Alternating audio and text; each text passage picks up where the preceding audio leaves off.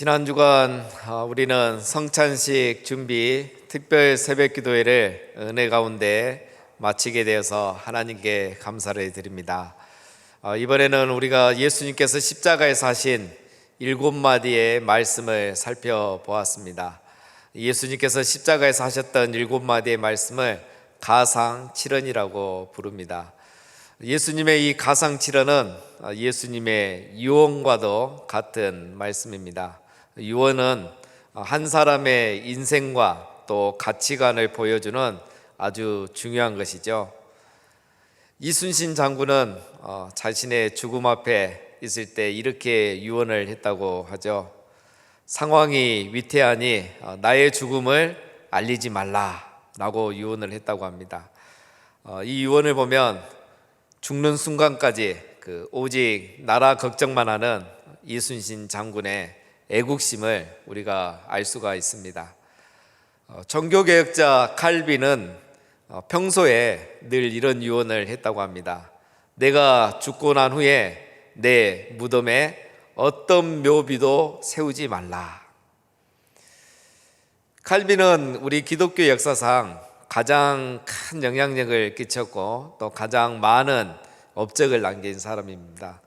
그런데 칼빈이 평상시에 이런 유언을 했다는 것은 오직 하나님의 영광만 추구하는 그 아름다운 신앙을 가진 훌륭한 분이라는 것을 우리가 이 유언을 통해서 알 수가 있습니다. 우리 예수님께서는 십자가에서 7마디의 유언을 하셨습니다. 모든 이 4명의 복음서 저자가 각자가 다 7마디의 이 유언을 함께 기록하지는 않았습니다. 각 저자마다 이 7가지 유언 중에 선택을 해서 이렇게 그들이 원하는 말들을 몇 마디씩 기록을 했습니다. 이것은 각 저자가 그들의 신학과 또 관점에 따라서 또 강조하고 싶은 것을 중심으로 기록했다는 것을 우리가 지난 한 주 동안 살펴보았습니다. 마태는 이것을 강조했죠. 엘리 라마 사박다니. 예수님이 십자가에서 버림받으심으로 하나님이 우리와 함께하게 되었다는 임마누엘을 마태복음 1장부터 예수님 십자가와 부활 후 승천까지를 동일한 것으로 이걸 강조했었습니다. 누가는 또 더 많은 걸 강조했습니다. 예수님께서 십자가의 죽으심으로 우리를 구원하여 주실 뿐만 아니라 모든 죄의 형벌까지도 용서받게 하시고 또 우리에게 진정한 희년, 영적 자유와 평안을 가져왔다고 누가는 강조했다는 것도 살펴봤습니다. 그리고 요한은 또 훨씬 더 깊은 이런 부분들을 강조했었는데요. 예수님께서 십자가에서 내가 목마르다 라고 말씀하신 것은 하나님께서 이제 우리에게 예수님이 목마르심으로 우리가 영원히 목마르지 아니하는 성령의 생수를 우리에게 주시겠다는 그런 의미 있는 말씀이었습니다. 예수님은 십자가에서 미완성으로 돌아가신 것 같았지만 사실은 예수님께서 우리를 위한 모든 구원 사역을 다 이루었다는 것도 우리가 살펴보았습니다. 이런 내용들은 가상칠언에서 다 한마디로 이렇게 요약이 되어 있지만 사실은 이미 살펴본 것처럼 예수님은 공생애를 사시는 동안 이 가상칠언대로 사셨고 이 가상칠언을 이루기 위해서 사셨다는 것을 우리가 살펴보아 알게 되었습니다. 이처럼 가상칠언은 우리 예수님의 생애를 이해하게 해주는 아주 귀한 말씀입니다. 즉 예수님이 무엇을 중요하게 생각하시고 또 무엇을 위해 사셨는지를 우리가 가상칠언을 통해서 알 수 있고 또 동시에 우리가 무엇을 믿어야 하는지 또 어떻게 살아야 하는지를 이 가상칠언을 통해서 배울 수 있다는 겁니다. 오늘은 우리가 성찬주일을 맞이해서 예수님의 가상칠언 중에 3번째 말씀 중에서 보라 내 어머니라 이 부분을 함께 살펴보려고 합니다. 이 말씀은 예수님께서 그의 사랑하는 제자에게 하셨던 말씀입니다. 지금까지 우리가 살펴봤던 이 6가지 말씀은 어떻게 보면 우리 죄와 구원과 관련된 그런 말씀이었다고 한다면, 이 말씀, 세 번째 말씀은 그것과 그렇게 큰 관련이 없는 그런 말씀으로 우리가 생각이 됩니다. 그래서 어떤 분들은 예수님께서 굳이 이 말씀을 하신 것은 자기 제자에게 어머니의 봉양을 부탁한 말씀이라고도 하고, 또 우리도 예수님처럼 죽기까지 부모님께 효도해야 된다는 것을 강조하기 위함이라고 이렇게 말씀하는 것도 있습니다. 하지만 이 말씀은 우리의 구원론 그리고 교회론에 있어서 아주 의미 있는 중요한 내용의 말씀입니다. 요한은 가상 칠언을 통해서 계속 강조하는 것이 새 창조라는 것을 우리가 살펴보고 왔습니다. 예수님께서 십자가에서 다 이루었다 이렇게 말씀하셨는데, 이 말씀은 바로 예수님이 새 창조를 다 이루었다라는 그런 말씀이었습니다. 태초에 하나님이 첫 창조에서 첫 창조를 다 완성하셨듯이 십자가에서 우리 예수님이 새 창조를 다 이루셨다는 말씀인 겁니다. 요한은 이 새 창조에 관한 것을 계속 강조하고 있는데요, 예수님이 체포되신 그 장소를 복음서의 저자마다 다 다르게 기록을 하고 있습니다.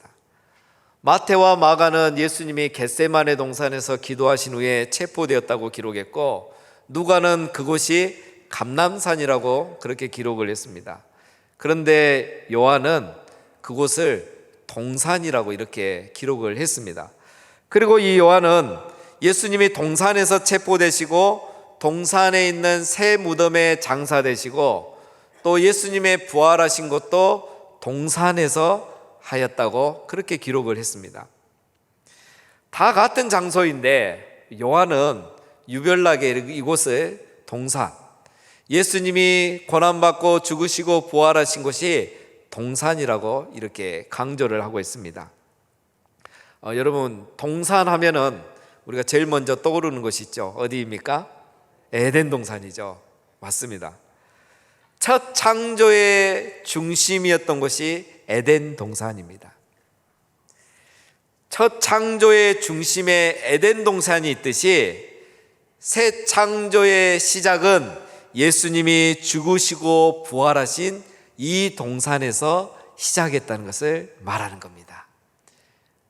하나님의 에덴 동산을 창조하셨듯이 예수님이 이 동산에서 새 창조를 시작하셨다는 것을 요한이 강조하고 있는 겁니다. 이 동산에서, 새 창조가 시작된 이 동산에서 예수님이 세 번째로 하신 말씀이 바로 보라 내 어머니라 라는 말씀입니다. 예수님께서 왜 이 동산, 새 창조가 시작된 동산에서 우리 구원과 관련된 게 아니고 내 어머니라는 이런 말씀을 하셨을까요? 그리고 마리아는 예수님의 어머니이지 그의 제자의 어머니가 아닌데 왜 예수님은 이렇게 말씀을 하셨을까요? 이것은 첫 창조할 때에 아담과 하와로 구성된 가족이 시작된 것처럼 새 창조에서 새로운 하늘 가족이 시작되었다는 것을 선포하는 겁니다. 예수님의 어머니와 사랑하는 제자를 하나님 나라의 새로운 가족으로 지금 연결을 시켜 주고 있는 겁니다. 에덴 동산에서 아담과 하와가 가족으로 탄생한 것처럼 지금 이 동산에서 새 창조가 시작되면서 예수님의 어머니가 제자의 어머니가 되는 새로운 가족이 시작된 겁니다. 십자가와 부활의 현장에서 새로운 가족의 탄생을 선언하시는 거죠. 이것이 바로 새로운 가족 공동체, 교회의 시작을 예고하는 겁니다. 부활 후 성령이 임하신 후에는 다시 시작될 교회, 하늘 가족 공동체가 시작된다는 것을 예수님이 말씀하고 있는 겁니다. 하나님이 첫 창조에서 아담과 하와의 가족을 이루셨듯이 예수님이 새 창조에서 새로운 하늘 가족 공동체, 교회 공동체를 시작하신 겁니다. 그래서 우리는 하나님을 그 순간부터 우리 아버지라고 부르는 거죠. 그리스도 안에 있는 사람은 하나님을 다 우리 아버지라고 부릅니다. 하나님을 아버지라 부르는 사람은 누구나 하나님의 자녀고 하나님의 가족인 줄로 믿습니다. 즉 우리는 그리스도 안에서 한 가족이 된 겁니다. 새 창조 안에 있는 사람은 누구나 다 한 가족이 된 것입니다. 우리가 오늘 성찬식을 하는데 굳이 이렇게 귀한 시간을 내서 다 같이 모인 자리에서 많은 시간을 이렇게 보내면서 하는 이유가 있습니다. 우리가 가족을 말할 때 다른 말로 가족을 식구라고 말하죠. 이 식구란 말이 밥 식자, 먹을 식자의 입구자입니다. 그러니까 한 집에 함께 살면서 중요한 거는 끼니를 같이 하는 사람이 식구라는 거죠. 요즘 이제 현대 사회에서 가족애가 많이 약해지고 가족 공동체가 많이 약해지는데 그 이유가 식사를 같이 안 하기 때문에 그렇습니다. 자녀들도 바쁘고 아빠들도 바쁘니까 하루에 한 끼도 같이 못 하는 거예요. 끼니를 같이 안 하니까 대화가 사라지고 가족애가 사라지고 우리들에게는 신앙의 계승까지 사라지게 되는 겁니다. 유대인들이 잘하는 게 밥상머리 교육이잖아요. 그들은 이 식탁 자리가 신앙 교육 자리이고 그 자리에서 신앙을 계승하는 거예요. 그래서 오늘날까지 유대인은 그 신앙이 이렇게 잘 계승되고 있는 겁니다. 우리가 성찬식을 이렇게 함께하는 이유는 우리가 한 가족이기 때문입니다. 주님의 살과 피를 함께 먹고 마시는 그리스도 안에서 한 가족이 되었기 때문에 우리가 이 성찬 예식을 이 자리에서 함께하는 겁니다. 코로나 이후에 인터넷 성찬이라는 게 유행하기 시작했습니다. 인터넷에서 각 개인이 집에서 성찬식을 하는 거예요. 이것은 예수님의 사랑과 희생을 동일하게 느끼고 강조해 줄 수는 있겠지만 교회의 공동체성, 우리가 한 가족이라는 이 공동체성은 절대 강조해 주지 못합니다. 오늘 우리가 성찬 예식을 참여하면서 기억해야 될 첫 번째는 우리는 그리스도 안에서 한 가족이라는 사실입니다. 우리는 예수님의 살과 피를 함께 먹고 함께 지금 마시는 그리스도 안에서 한 가족이라는 겁니다. 오늘 우리는 이것을 기억해야 됩니다. 예수님께서 십자가에서 지금 강조하고 계신 게 이겁니다. 예수님의 어머니는 제자의 어머니가 되는 겁니다. 우리 옆에 계신 성도의 어머니는 나의 어머니가 되는 거고 옆에 앉아 계신 성도님은 나의 가족이 되는 겁니다. 그게 오늘 예수님이 십자가에서 하신 말씀의 의미인 겁니다. 우리 여기서 한 가지 더 생각해 봐야 될 것이 있는데요. 여러분, 왜 예수님께서 이 말씀을 굳이 십자가 위에서 하셨느냐는 거죠. 평소에 그냥 제자들에게 어머님을 부탁해도 되지 않습니까? 내가 이제 좀 있으면 죽을 건데 내가 죽고 나거든 내 어머니를 잘 부탁한다. 이렇게 부탁하면 되는데 평소에는 한 번도 말씀하시지 않다가 지금 이 순간에 숨이 넘어가는데 정말 고통스러운 이 순간에 이 말씀을 하신 이유가 무엇이겠습니까? 이게 너무 중요하다는 거예요. 예수님께서 십자가 위에서 이 가족에 대해서 말씀하신 것은 십자가의 속죄를 믿는 사람은 그리스도 안에서 한 가족이 된다는 의미인 것입니다. 예수님을 믿고 제사함을 받고 새롭게 태어난 사람은 다 새로운 하늘 가족 공동체가 된다는 겁니다. 십자가는 이처럼 새로운 하늘 가족의 시작입니다. 십자가 없이는 새로운 하늘 가족이 있을 수가 없습니다. 십자가를 통해 사제의 은총을 받지 않으면 새로운 하늘 가족 공동체에 구성원이 될 수가 없습니다. 예수님은 십자가에서 엘리 엘리 라마 사박단이라고 말씀하셨습니다. 하나님은 예수님을 버리시고 우리와 함께 하겠다는 임마누엘의 약속을 지키셨습니다. 또한 하나님은 아들 예수님을 십자가에 버리시면서 죄인인 우리를 하나님의 자녀로 삼아 주신 겁니다. 우리가 하나님의 가족이 되고 자녀가 된 것은 하나님이 아들이신 예수님을 버리시고 희생을 시키셨기 때문에 가능한 것입니다. 오늘 이것이 우리에게 무엇을 말해주고 있습니까? 우리 모두는 소중한 존재라는 겁니다. 이 자리에 있는 우리 한 분 한 분은 너무너무 소중한 우리의 가족이라는 겁니다. 하나님을 아버지로 모시는 하나님의 자녀는, 성도는 한 분 한 분이 너무너무 소중한 존재라는 사실입니다. 왜 그렇습니까? 하나님이 자기 아들을 버리면서까지 우리를 하나님의 가족으로 삼아 주셨기 때문인 겁니다. 자기 아들을 희생시키면서 우리를 하나님의 가족이 되게 주셨기 때문입니다. 그래서 나만 소중한 존재가 아니라 내 옆에 있는 성도도 소중한 존재인 겁니다. 하나님이 나를 위해서만이 아니라 내 옆에 있는 성도를 위해서도 자기 아들을 버리셨고, 내 옆에 있는 성도를 용서하기 위해서 자기 아들을 십자가에 희생시키셨던 겁니다. 그런데 지금 교회 공동체 안에는 어떤 일들이 일어나고 있습니까? 하나님은 용서하셨는데 우리는 용서하지 못한 일들이 일어나는 거예요. 초대교회 중에 가장 문제가 많았던 교회가 바로 고린도 교회입니다. 서로 늘 싸우고 분열하고 용서하지 못하고 당을 지었던 교회가 이 고린도 교회입니다.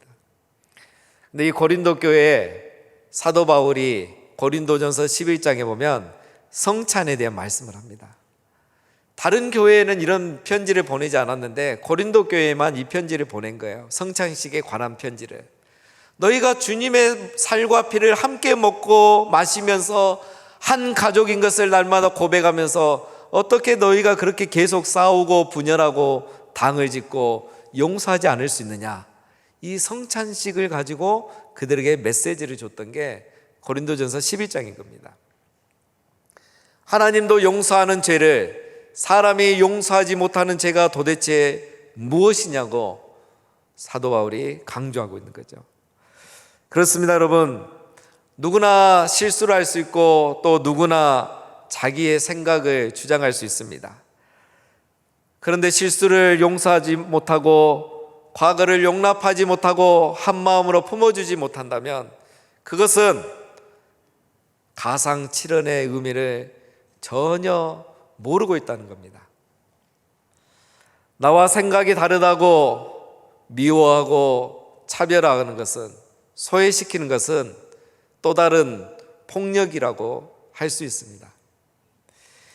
다름을 인정하는 것이 성숙함이고 다름을 용납하는 것이 신앙인 겁니다. 죄는 미워하지만 죄인을 얼마든지 한 가족으로 받아주는 것이 신앙인 겁니다. 이것이 바로 교회의 모습이고 이것이 바로 새로운 하늘 가족의 모습인 겁니다. 세상에는 이런 모습이 없습니다. 그런데 교회에 오면 이런 모습이 있습니다. 왜냐하면 우리는 하나님의 가족이기 때문인 겁니다. 이것을 위해서 우리 예수님이 죽으셨던 겁니다. 내 죄를 위해서만 죽으신 게 아니라 예수님은 우리 모두의 죄를 위해서 죽으셨습니다. 나만 구원하기 위해서 죽으신 게 아니라 우리 예수님은 우리 모두를 구원하기 위해 죽으셨습니다. 우리 예수님은 십자가에서 우리를 구원하시기 위해서 죽으셨을 뿐만 아니라 우리를 하늘 가족, 하나님의 가족이 되기 위해서 십자가에 죽으신 겁니다. 우리 예수님이 십자가에서 저들의 죄를 사하여 주옵소서라고 기도만 하셨던 게 아니라 보라 내 어머니라 라고 기도하면서 우리 교회는 예수 믿는 사람은 다 하나님의 한 가족이라고 말씀해 주셨습니다. 사랑하는 성도님 여러분, 우리는 이 거룩한 성찬 예식을 참여하면서 우리 자신을 살펴봐야 하는 겁니다. 예수님께서 십자가에서 살과 피를 흘리심으로 우리가 이 거룩한 예식에 참여하는 하나님의 자녀가 되고 구원받은 자녀가 되었다는 것을 기억하고 감사함으로 이 예식에 참여해야 하겠습니다. 또한 이 예식에 참여하는 이 자리에 있는 모든 분들은 우리 모두가 그리스도 안에서 한 가족이라는 사실을 또한 기억해야 하겠습니다. 그래서 마땅히 내가 사랑하고 섬겨야 하는 분이고 기꺼이 용서하고 용납해야 하는 나의 사랑하는 가족이라는 사실을 우리가 잊지 말아야 하겠습니다. 그래서 오늘 이 성찬 예식을 통해서 사죄의 은총과 구원의 은총이 우리 안에 충만하시기를, 그리고 동시에 내가 용서받았으므로 다른 사람을 용서함으로 그리스도의 은혜와 평강이 우리 안에 충만하게 되는 이 복된 시간이 되시기를 주님의 이름으로 축원드립니다.